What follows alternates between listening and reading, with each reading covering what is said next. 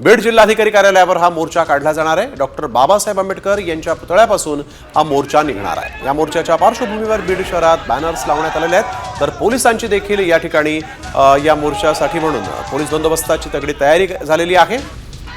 आज सकल मराठा समाजाचा लातूरमध्ये आक्रोश मोर्चा निघालेला आहे, तर उद्या बीडमध्ये मूक मोर्चा निघणार आहे।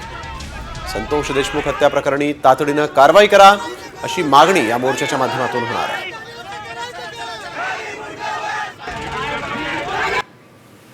उद्याचा जो सर्वपक्षीय सर्व धर्मीय असा जो मोर्चा आहे, त्या मोर्चाच्या अनुषंगाने आपण बीड शहर आणि पूर्ण जिल्ह्यामध्ये मोठ्या प्रमाणात बंदोबस्त लावलेला आहे।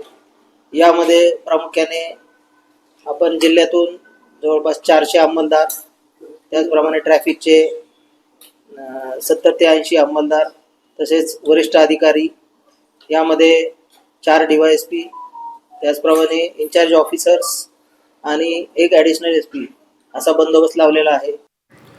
तर महाराष्ट्रात कायदा आणि सुव्यवस्था जी आहे ती राहिलेली नाही असा आरोप संजय राऊत यांनी केला आहे।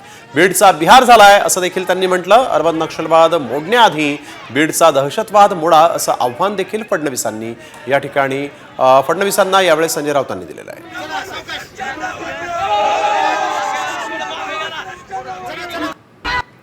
या महाराष्ट्रामध्ये कायदा सुव्यवस्था राहिलेलीच नाही।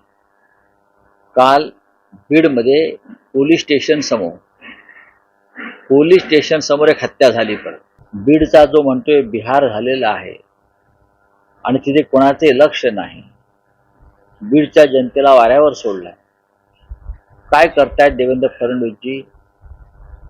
अर्बन नक्षलवाद मोडून काढतायत, आधी बीडचा दहशतवाद मोडून काढा।